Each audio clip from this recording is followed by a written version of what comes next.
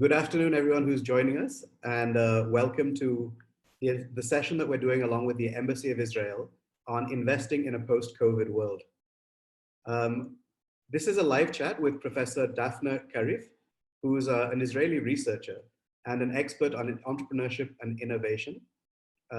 We also have with us Ms. Maya Kadosh, who's the Deputy Chief of Mission at the Israeli Embassy. What we're going to be discussing is the fact that COVID-19 right now has completely changed the world that we live in.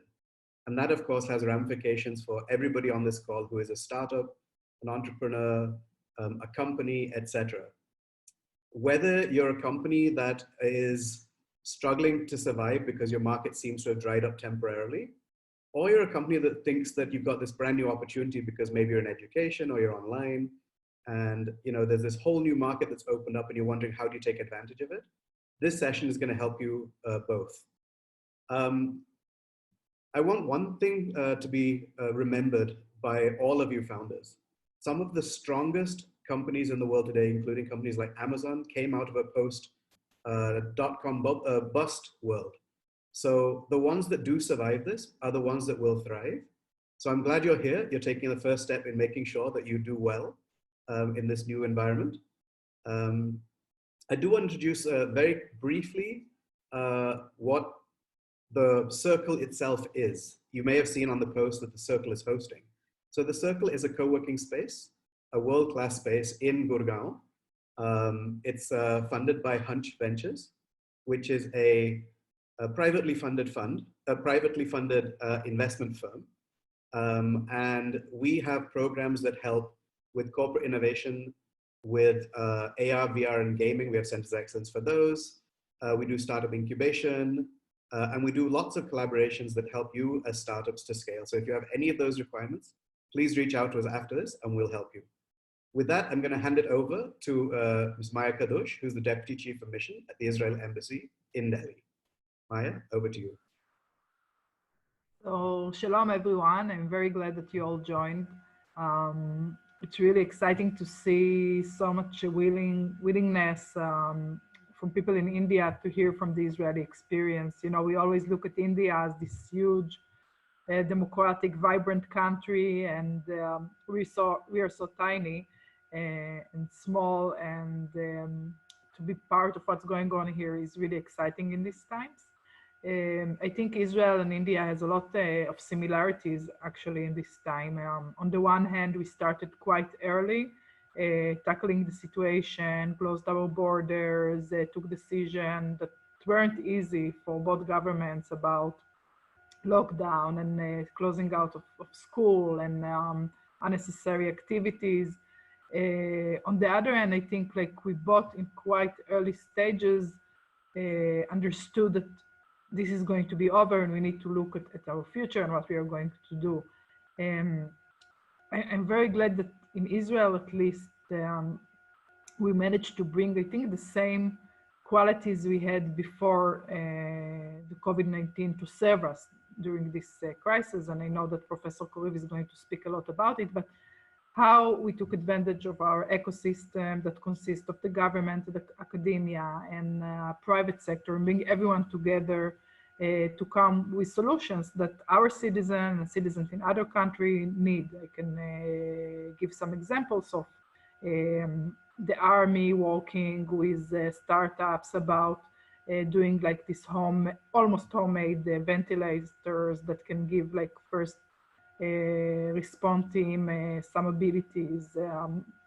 We have fabric manufacturers that came up with universities to make the mask, the cheap mask, more effective in fighting the virus. And each day, of course, everyone is working on vaccination and medicine, and hopefully, no matter which country will bring this, we will all be happy. So I think in this time, coming together as an ecosystem, both in India and in Israel, working together, see the opportunities, learning from each other experience is really important. We are doing many seminars now, and I'm glad that maybe the fact that some of the people are now more in the office or more in the house gives them more time to think ahead. So we've done this week seminars about agriculture and about resilience and about psychology and gaming and education, and also about 5 seminars about innovation. And I think that assuming that in the next year we won't be able to bring over lectures from Israel, or specialists from Israel, I hope that many will see this platform as also a way forward, not only to get lectures, but also to discuss openly. And I will stay for the rest of the lecture as well. And in the end, if anyone has questions or ideas to bring up to the table, I will be glad to hear.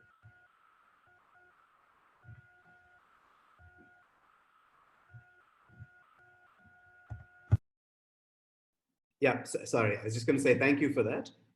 As everyone on this call realizes, Israel may be a small country, but it punches way above its weight. And we're all excited to hear, what Israeli companies have been doing to survive this and thrive through this. The other thing I wanted to tell everybody in the audience is that, we're going to the main presentation right now. You're going to be hearing a lot of interesting stuff. If you have questions that you'd like to ask, there is a Q&A button at the bottom of your screen. Just click on it and please enter your questions. And we will answer them after this session is over. Thank you. Over to you, Dafna. Hello, everyone. Shalom, namaste. Thank you very much for the opportunity. Actually, I was so thrilled, I must say, when we started to develop the idea of having this webinar. The 3 sides, the triangle, as I call it. So the embassy, the people from the embassy, Oli is also here, and Maya, the people from the circle, and myself, and my partner, Vital, she's also here. We understood that actually we share the same vision. We see this time of crisis as an opportunity, both for those that want to survive and for those that want to scale up. And it was exciting to see each one of us thinking on the same way, the same path, but looking in different angles and trying to bring some new ideas, some new suggestions, some new insights about the way that we can really add value to those startups and those SMEs that are trying to figure out, how would they survive or how would they escape the effects of the coronavirus crisis at the moment. So I'm very happy to share with you some of my ideas. And I'll start by sharing my presentation. Do you see it well? Do you see it well? Yes, we can see it. Very good. Very good. Yeah. So let me see. Okay. So I think that maybe the most important thing is to put the focus, I call it the focus of the hour, on what the WEF just declared 2-3 weeks ago. They said the WEF is the World Economic Forum. It's the biggest forum in the world that is discussing and brainstorming about different effects of the coronavirus on the economy. And they said that businesses that invest, and I added now, in strategic, operational, and financial resilience to emerging global risks could be better positioned and respond and recover. And actually, this is what we intend to do here. Just in a glimpse of who I am. So I am a professor in Israel. I'm the chair of the Department of Entrepreneurship and Innovation in the business school at Coleman. It's a school close to Tel Aviv in Rishon LeZion. I'm also a teaching professor in Montreal for 12 years, and I'm teaching professor visiting in different countries and different schools around the world. I'm the former vice president of Coleman for Global Initiatives and Development. I'm a researcher. As you can see here, I have many topics, but all around entrepreneurship that are really, just holding me. And I'm very anxious and excited every time to reach out and to find out and to see how entrepreneurs think and how entrepreneurs react for different outside effects. Practically, I am also the founder of Novus. Novus is a center of entrepreneurship where we started with an incubator, then developed an accelerator.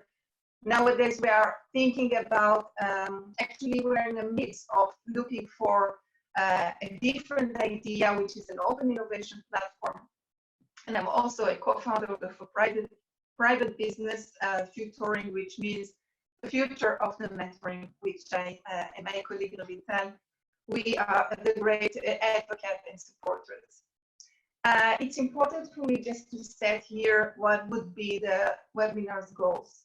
So we will discuss, or maybe it will be a bit one way, but then if you have, of course, questions, I'll be happy to discuss it more thoroughly on keeping the startup in motion. This is something very, very important, and avoiding ceasing operations. Those that have a hope that when everything comes back to normal, they will restart. Well, this is not a good option. So keeping the startup in motion, surviving, paving the platform for planning the competitive advantage when everything comes back to normal.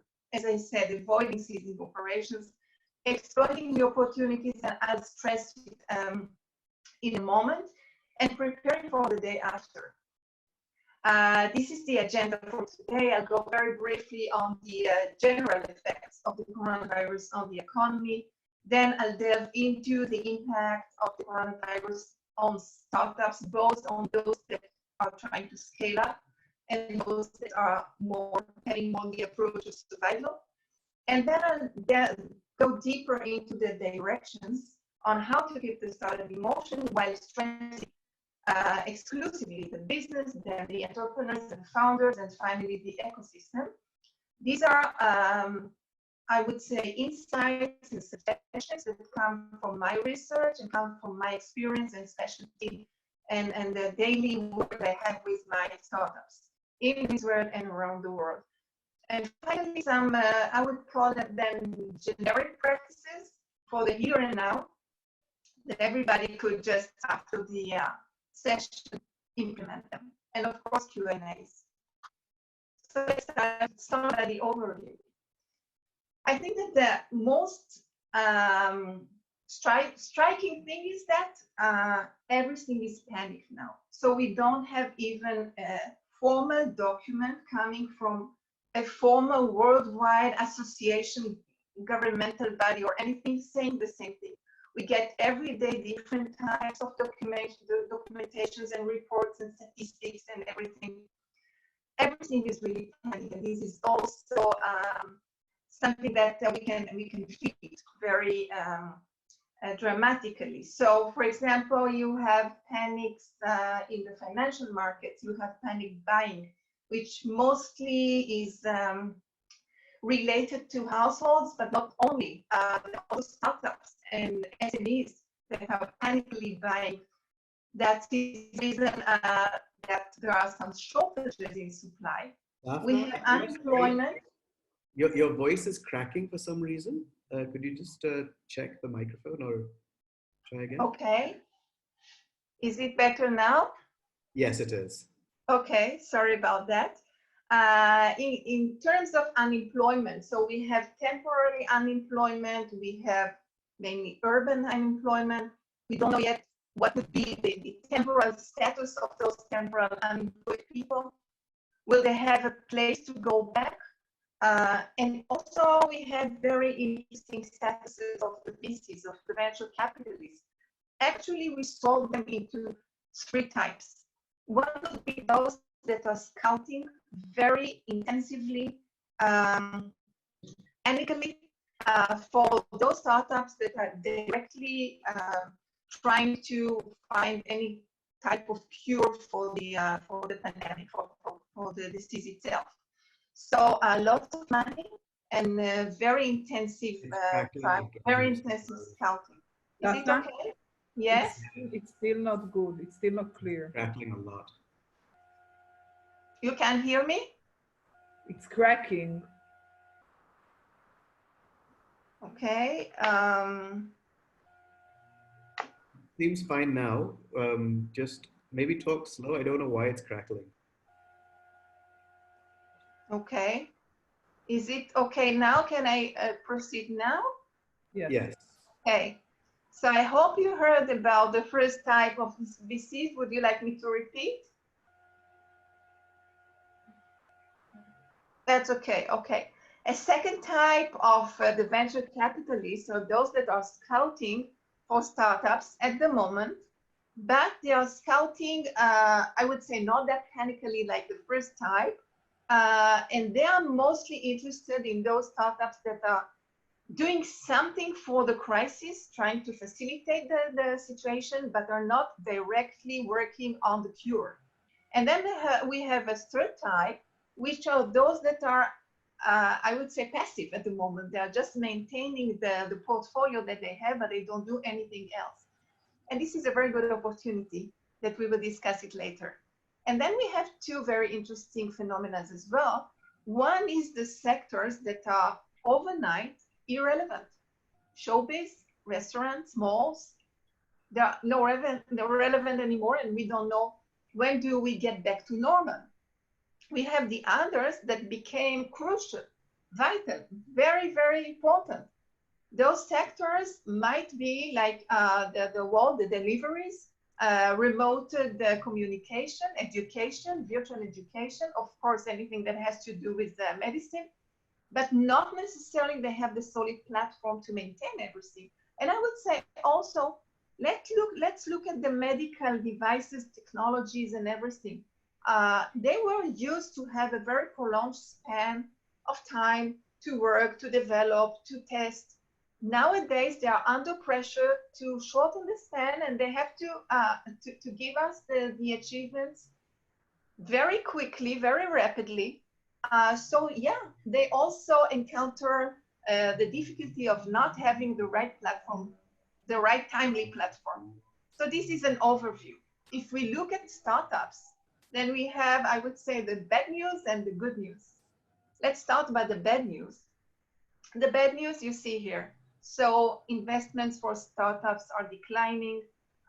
For the regular startups, for the original ideas that we have in our startups, not necessarily those that are related to the coronavirus. Liquidity, the difficulties in most of the startups, lots of layoffs, which is very, very interesting now because many big companies would hire now those unemployed people from the startups. So not necessarily that the startups would gain back the temporal unemployed.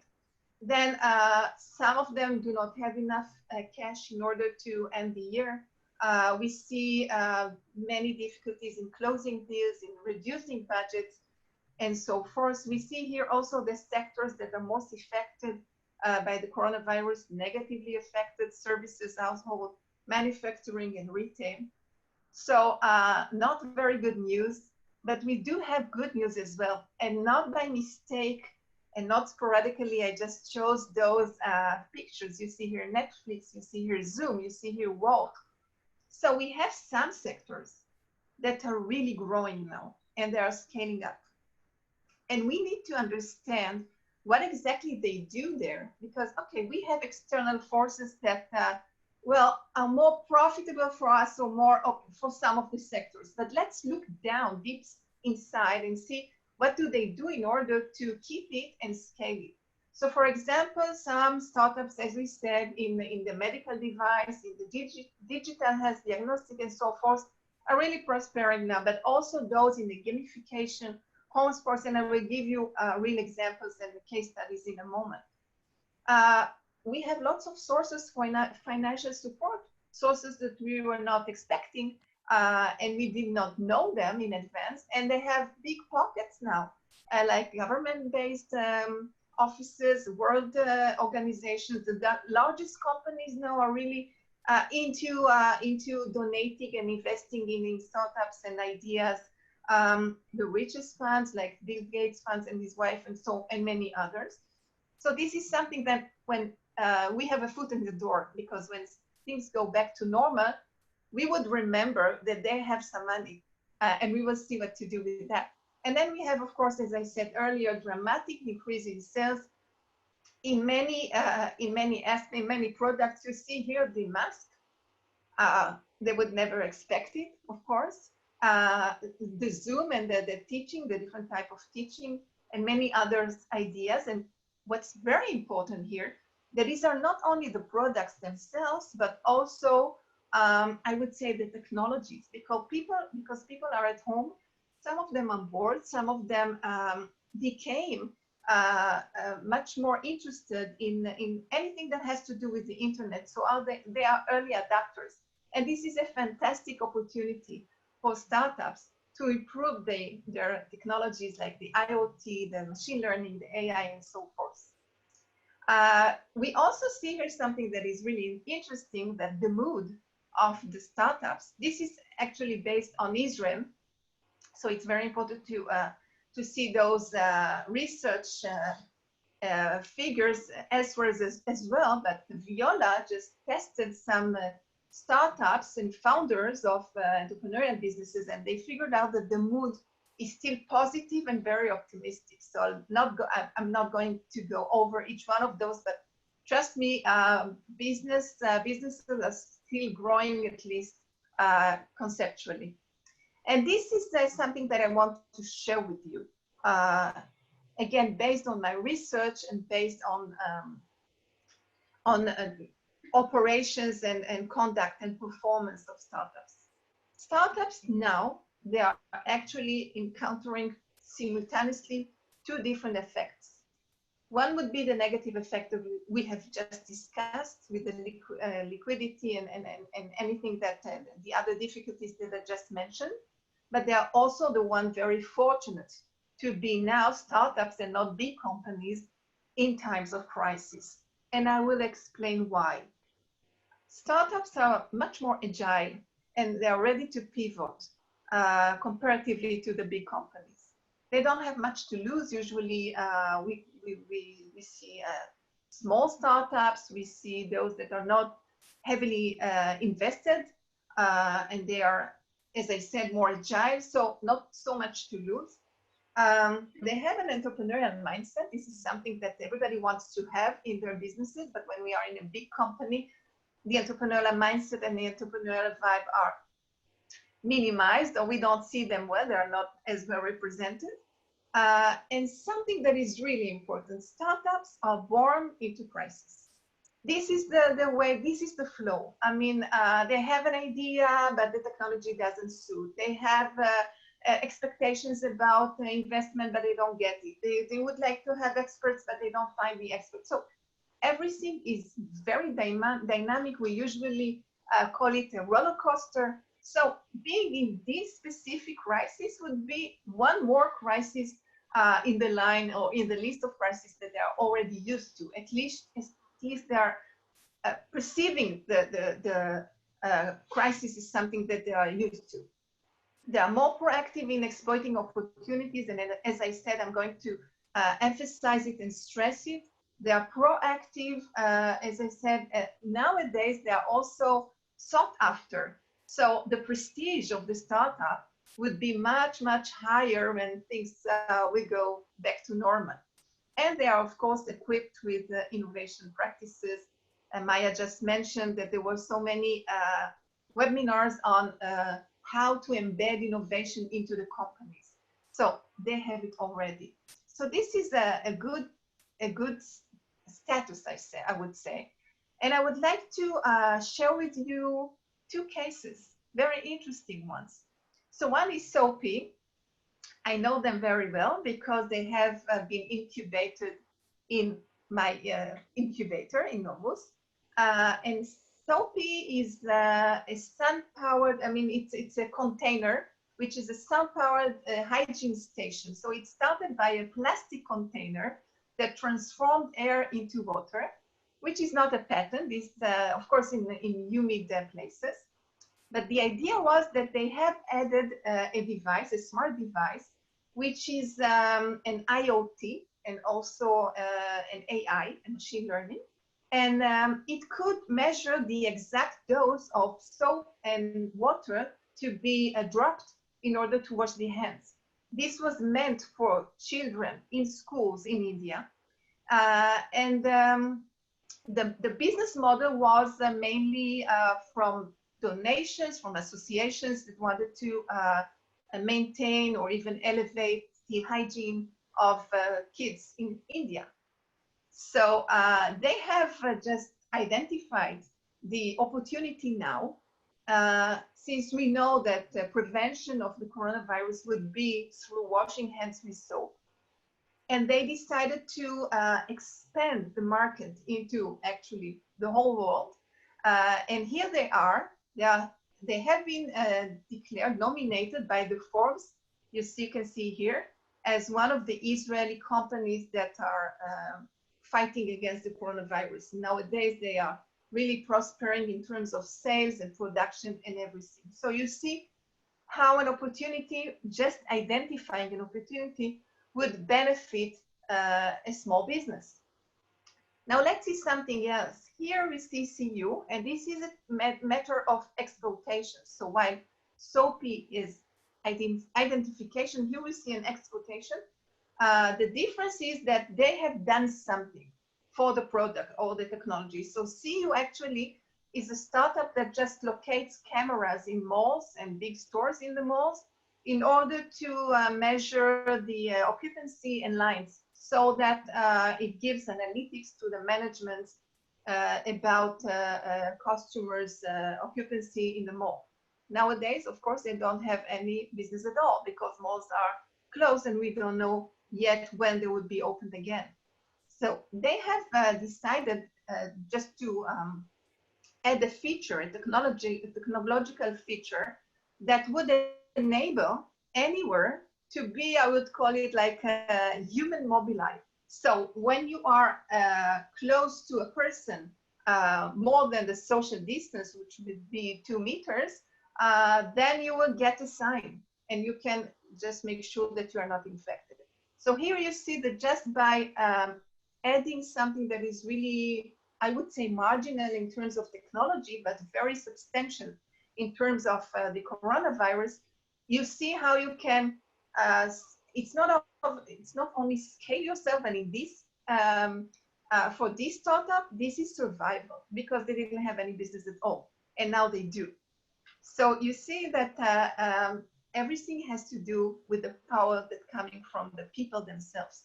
And these are my actually suggestions, and I would like to share with you my insights and suggestions about how we can either survive or scale up, looking at the business, the entrepreneurs, and the ecosystem. I will give you some time just to see if you have some questions. I see here. Okay.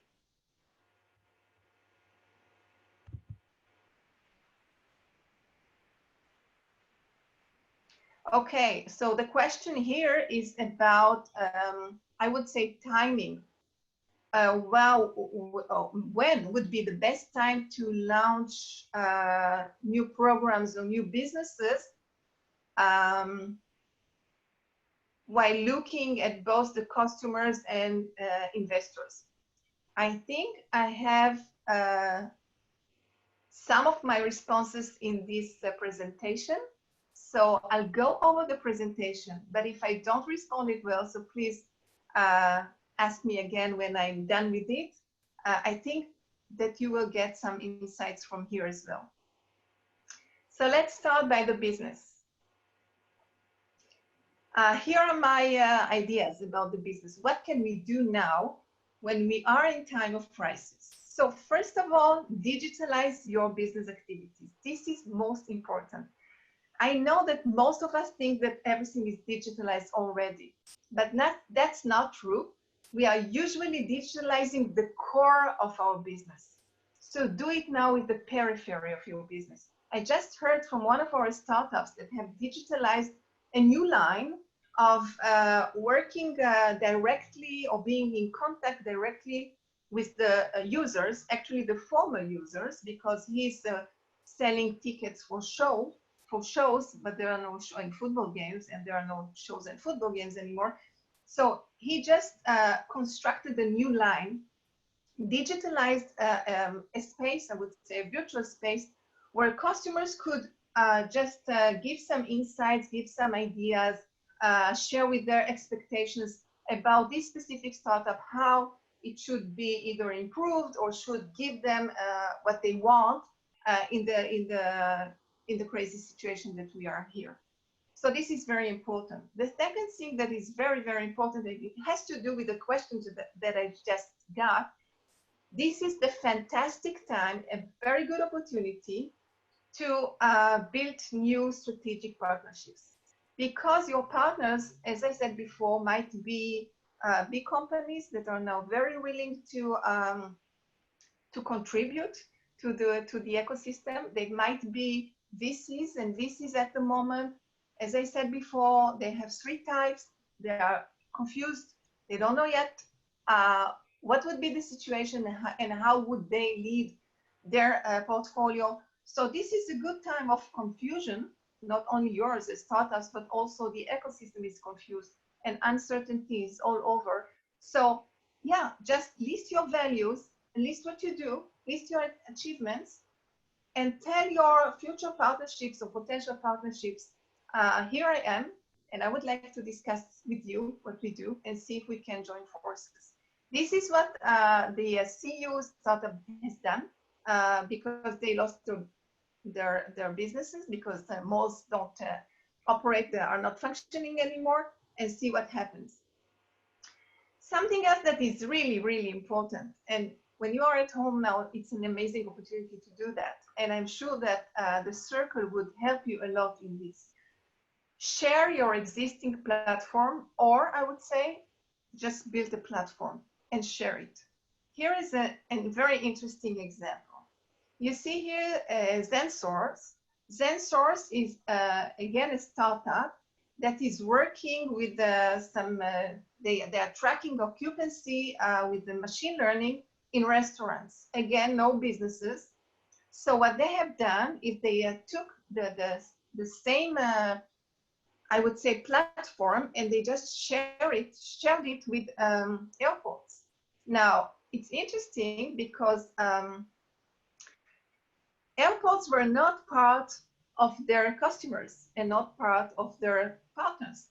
Nowadays, it's free, so airports are using this, and they can make sure that the people there in the airport are not infected by each other. But they would have gratitude for ZenSource, and they might be the next partners or the next customers. So you see here that being generous, business-wise, and just share your platform, even temporarily for free, would be very beneficial at the end. Take care of the neglected processes. We always say that we don't have time for that. So this is the time to do that, because otherwise, when there is the post-crisis, we will be so uploaded with so many things to do that this would not be the best way to reevaluate, to reorganize, and to make our priorities. So this is very important. And this is also a very good time to act, not only to plan, but to act. See if there are things that you were just, busy with, but they were not profitable, they are not beneficial, they were even damaging. This is the time just to cut them, because everything is very chaotic now, and people would be more sympathetic to this. And then it's very important to try to strengthen the basic of your future startup. I mean, of your future operation in the startup, which would be your employees and co-workers, the ones that are still with you. You have to strengthen the relationship. It's very important. But the most important thing, as far as I see it, is to see opportunities, to grab them, and to just to use them. And I have sorted them into three categories. So identification of opportunities would be to be very attentive, to look for different markets. Sophie, for example, is a very good example for that. So just, you don't do anything about the product and the technology, but there is something about the market that you can just open your mind and open your products into new markets. Of course, it affects the production, the deliveries, the customer segments and everything, but this is something that might be very beneficial, and this is a very good opportunity, which is the, I would say, less costly. Exploitation would be just, as I said, adding a new feature, a new technology, embedding something. For example, this is a very good example. Again, Moonrun, it's a startup that has been incubated in Novus, in my incubator. And these are plastic bands that are enable you to make the jogging indoor. And it's interesting because it has to do with wearables. So as you can see here, you can it has the, I would say, the medical part, and it has the gamification part. So in terms of the gamification, you can just compete Usain Bolt, or you can run in the mountains or the landscape of India, or in Paris, or wherever. In the medical side, then you can test body measures like heartbeat or anything, blood pressure, and so forth.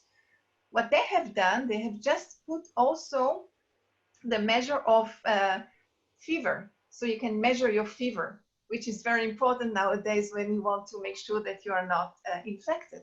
And you see that with a very tiny, I would say, change, but it's not even a change in the technology, which was not costly. They have increased their sales and representation in the market very substantially. So this is exploitation. There is also something else that would be creation. So you look around and you see something that is missing, and this is the time for you to create it. Here is another example. Upwork is a timely new startup, and it also responds a bit the question that we got from the Q&A. It didn't exist before. Maybe the founders had an idea, but they didn't implement it yet. And this is a matching, or I would say a marketplace, but only for a short-term task or for temporary business, unemployed people, and so forth. And you see here the partners. So you understand that when you look at opportunities and you are trying to grab opportunities and you are acting, okay, it's very important to act, not only to plan, then you would be much more equipped to survive this crazy time. So this was the focus on the business. But someone else is very important here as well, not only the business, the entrepreneur, actually the entrepreneurial team. And I would look into two different, I would say, angles. One would be the skills, the entrepreneurial skills. This is the best opportunity to take classes, to gain more knowledge, to take a mentor. Some people would say to me, okay, but I cannot afford a mentor now. So barter, okay? You have something to give to a person that might be very valuable for you. And then dare, train yourself. I have an interesting example of one of my staff members. He's working as a CMO in a big company, and he's dreaming about being a CTO in a startup. So he found this time a terrific time, terrific opportunity to start something and to take the whole responsibility of the technology upon himself. So he started a little startup, a community-based startup that is connected to the corona effects. And he just is training himself, of course, contributing to the startup and to the community. But now he has experience, he's gaining experience, and he has a bit of a knowledge about himself and a feeling if this is the way that he wants to proceed with his career, which is very important. It's time for creativity. And I would like to show you something that is really impressive. This is TravelPerk. TravelPerk is a tourism platform that the founder made. Well, he doesn't have any business at all. So what he decided to do is to blend different technologies, different industries, just to survive. So for example, he pivoted into concierge services, into product deliveries. He is also hiring engineers in order to build for the future, for his future, new features of crisis. I mean, that could be very beneficial for crisis in the tourism sector. And he's also collaborating with insurance companies. So you see that nothing from the original ideas and original activities is now operated, but he's surviving in this way by blending technologies, industries, and practices. This is a good time to get acquainted with the unreachable figures. One of my colleagues from another university is now reaching the celebs in Israel, the ones from the showbiz, because they don't have businesses anymore as well. So he's just telling them, why not coming with me to the Zoom sessions to my students and teaching them how to act when you want to pitch someone, or how to draw the infographics and so forth. So you see that you can get into the unreachable figures. Actually, they are looking for that because they don't have much to do as you. I mean, we are in the same ecosystem, and we have the same challenges as well. Be generous. It's very important.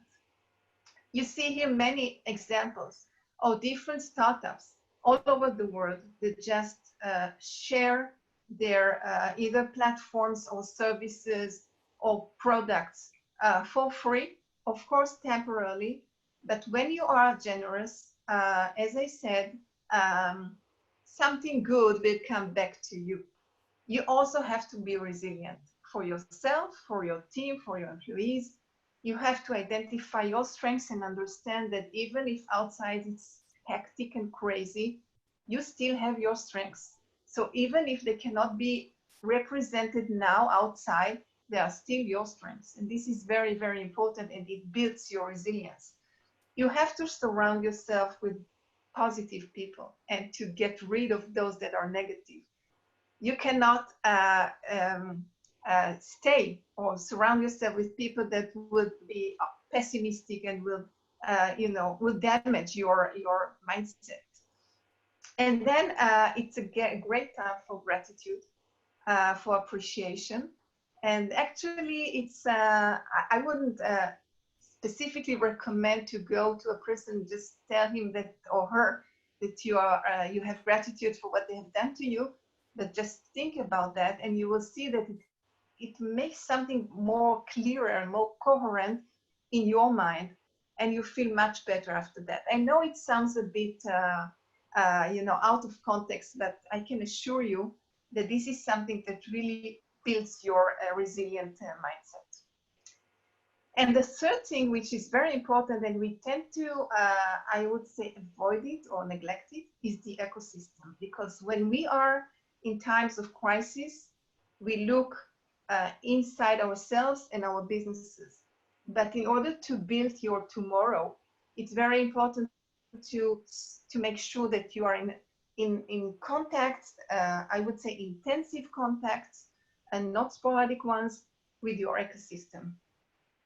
So participate in webinars, you do that now, initiate ones, make sure that you are given the list of the ones that have been participating in the same webinars, because it selects the people that share the same interests. So, and get in touch with them, it's very important. Contribute generously with your knowledge. This is also very valuable. Be valuable for your ecosystem. Here is a very interesting, I love this example. You see here the escalators. So you know that when people touch the escalators nowadays, of course, the escalators might be, with those bacteria and viruses and so forth. And usually the cleaning people would use chemicals. But there are also ultraviolet light that do the same work.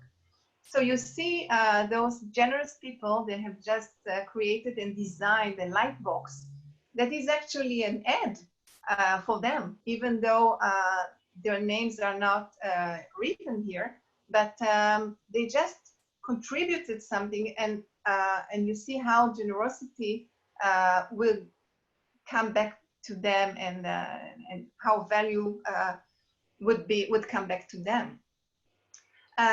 It's important to, as I said, to hook your unapproachable stakeholders, and it's a very good time to go to angels, to go to managers of accelerators and incubators, to reach out for the big companies, and just to discuss things, even if you don't have now an offer, but you know what you want to reach, you know where you want to reach, you know what's your vision, you know what do you have, who are your people, what is the expertise. This is a very good time to hook them. So do it now, and don't wait for when times go back to normal, because you will have lots of competitors there. Use social media. This is very important. It's something that you can still communicate with the world. So anything that you do, especially if it's something that you can contribute, something that you can that you volunteer, something that you do for free, it's important to put it on the social media. Actually, not only for those that will see you in the ecosystem, but also for yourself. We just mentioned the resilience. When you look at your Facebook or LinkedIn or whatever, and you see, whoa, I've done that and that and that, everything is there. So I've done something. And this is something that also empowers you, and it's very important. And I would also suggest start a community or be part of communities. So you have people to share insights, to see if you can build something together, develop things together, and even, to share your feelings as well, which is very important. So these are I would say, some suggestions and insights and thoughts about what you can do. You have to delve into each one of those points that I mentioned, and to see how you can adjust them to your startup, to your business, and to see how exactly you can customize them in order to maximize them.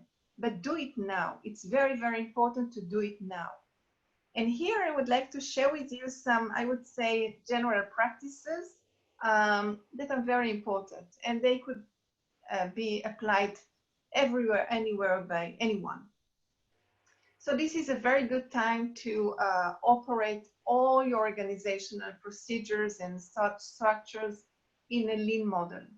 It's very important now. Just think differently and aspire differently. You don't have to abandon your vision, but at the moment, think leanly. The second thing is ask your employees to have a cross-functional role. And this seems to be very interesting for them as well. For example, if you have an employee from the marketing, why not asking them to be part of the business operation as well? And those from the production, why not looking at the financial part as well? You will see that you will gain synergies that are really important. And of course, it provides you to work on a lean model. Outsource. This is a very good time for outsourcing. Many unemployed people, those temporal ones or those permanently ones, they want to give you some outsourcing services and share with you with their knowledge and expertise. So this is a very good time. And do that. Make the remote work easy and friendly. If it's too complicated, people would not engage into that. So make sure that everything is really, I would say, push one button and that's it, and you get into the remote work. Prepare for the interrupted work, and actually I would say don't see it or don't perceive it as an interrupted work. People would be sporadically in work. They will be only partially engaged to the remote work. So try to adjust your work to this interrupted workflow. It's very, very important to do that. And then prioritize your revenues, your projects, anything. This is the time to prioritize. Just list everything. Work with your employees, work with your ecosystem, work with communities, ask questions, share your concerns, So you get an idea what would be the best thing to start, to act, and what would be the ones that are less in priority. Ensure liquidity. Many people do not think strictly about liquidity. Some of them are very optimistic, some of them are very pessimistic. So you have to understand that both sides would be damaging. So you have to just to take someone from the financial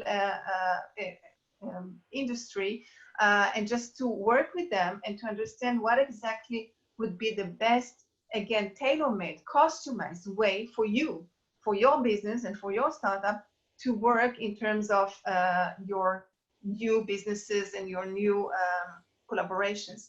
And then you may think of working in very small steps now. Take very small scale contracts and very small scale projects. So you get the feeling of winning each one of them, and then you can proceed to the other one. This is what I think. Consider very carefully the impact of closing your business. This would have an impact. I don't know, again, we cannot predict, but it could be very, very damaging. And those that tell me, okay, I will restart when everything comes back to normal, I tell them, well, you're not sure about that. So try to keep the wheels in motion, even in small steps, even in a very lean model, even with some people from home. Gain more knowledge, be part of communities, maintain your resilience, and do something that contributes by sharing your services, sharing your platforms. And I believe, maybe I'm too optimistic, but I believe that it will come back to you. You will not only survive, but you might even scale up. And this is the time before completing my part here. First of all, to thank you, to thank the organizers, of course, my partners, and to thank the participants. Because by doing so, by organizing such webinars and by having those participants here, we are dedicated, we are engaged to our ecosystem, and we maintain them dynamic and vivid. And this is most important. So what we suggest here, and some of my partners are among the participants, we offer 3 online sessions to 3 startups, depending on the circle's decisions. And we would be happy, 7 experts of us from Israel, each one in a different vertical, I would say. One of them is coming from the finance, the other is a lawyer, then we have from the marketing, business operations, and so forth. We will be happy to share with you our knowledge on a one-on-one, which is not one, of course, because we are 7, but on one-on-one exclusive virtual meeting to see how those points that I've just shared with you might be implemented in your startup. I hope that we can contribute by this. Once again, thank you very much. And if you have any questions, this is the time. Thank you. Thank you very much, Dafna. That was quite enlightening. There are a lot of great points in there that people are going to be thinking about for a while, I think. We do have a couple of other questions on the list. One of them is, how can I choose out of your 8 practices? You know, can you use them all together? Do you recommend combining them? Okay. So I would prioritize them as well, because I'm not sure that embracing all of them would be, I would say, doable.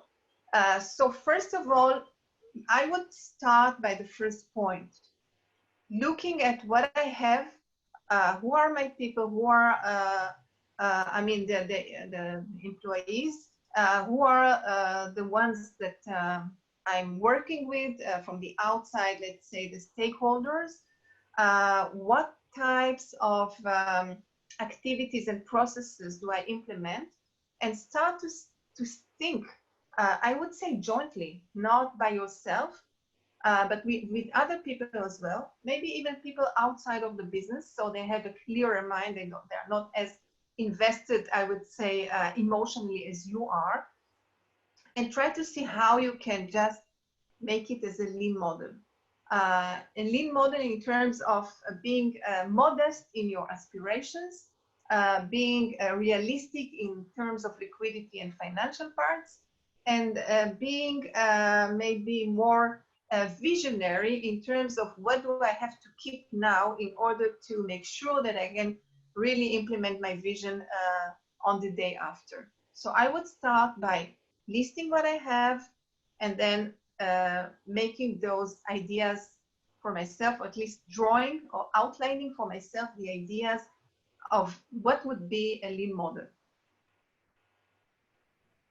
Okay, thank you for that. There's one more question as well. I'm not sure if you'll have the answer, but I'll read it anyway.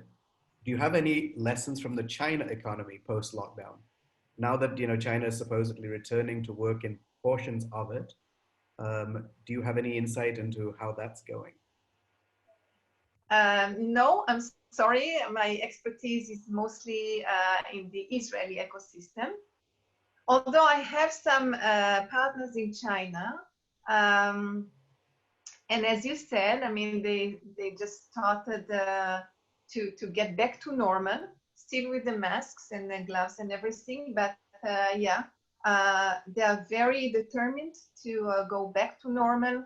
So they are not thinking small, they are thinking big, and they are trying to, as I said, to put the wheel in motions.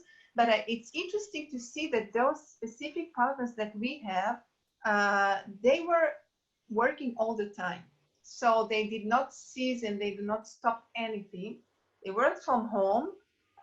They were more realistic about what they could gain, but they were still working. And as far as I learned from them, this was the atmosphere, this was the approach. So I am now locked at home, but you have to work. So I guess that this is the approach there. But we will need to think about that, and to ask them to make some research about that as well. Okay, thank you. I see here some other questions. Okay. Yes. Okay. Just to share my email. Yes. So it's actually 4 o'clock. I just want to be cognizant of that time. Having said that, we can continue for a few minutes more if you don't mind, just for the quick wrap up. I do want to say one thing about the China economy from what I've been hearing from my partners in China as well, and people I've been speaking to. One is that while business has continued, and so have most Indian companies, by the way, specifically startups we're talking about, regular businesses have had to shut shop in many cases, especially the manufacturing. But startups, I haven't seen anyone really quitting. They're continuing to work. The thing is, though, that the consumers are still very skeptical about spending money, is what we're seeing. They're still not sure whether it's going to come back again, how long this will last for, how the economy is going to go. So even though lockdown may end, I don't think that there's going to be a rush to be spending lots of money, except on certain essentials that they couldn't get earlier. So just wanted to wrap that one up. Thank you very much, first of all, for being on this call. Like I said, your advice has been incredible. Thank you for the support from the Israeli embassy. Again, we couldn't do what we do without you guys, and hopefully we'll be doing a lot more together as well. And thank you to everybody who's joined us on this call. I do know, like I said, that there are many people to address some of the things that you said, Dafna. You'd mentioned about being generous. I have seen so much generosity in the startup ecosystem in India. It's touching. Almost everyone I know is reaching out and doing something, whether it's directly with their own businesses, giving out free services, free software, or it's donating to causes, or it's actually going out there and working with food banks, etc. There's been a massive amount of support for post-COVID relief. So I really want to acknowledge everybody on this call for doing it. For those that are not, please go out there and do what you can as well.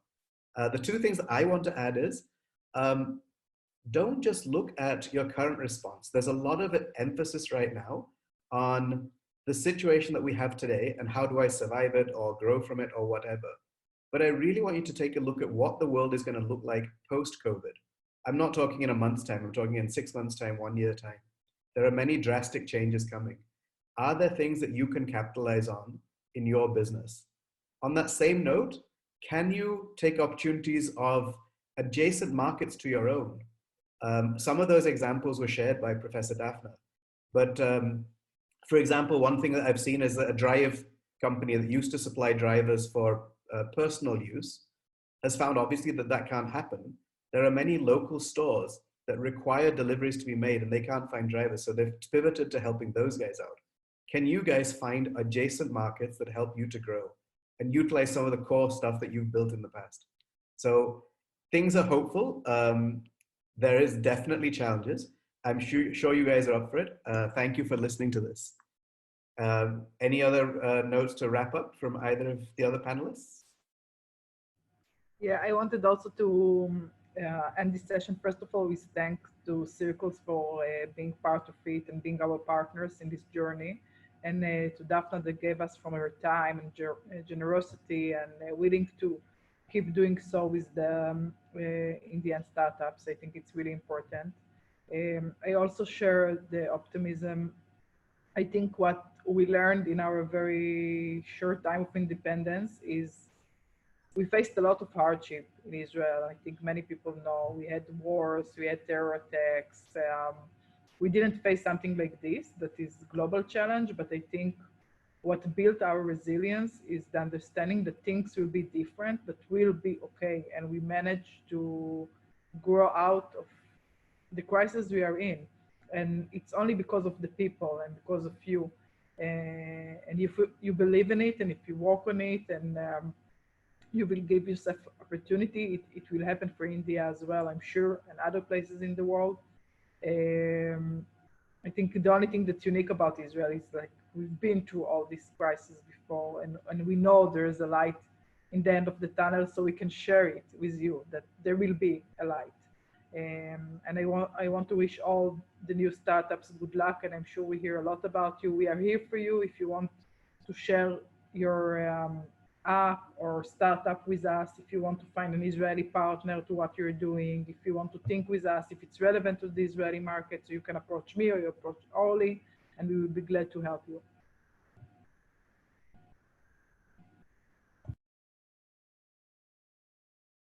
On that note, I think we will call it a day. Thank you all once again, and we must do these again soon. Bye, everyone.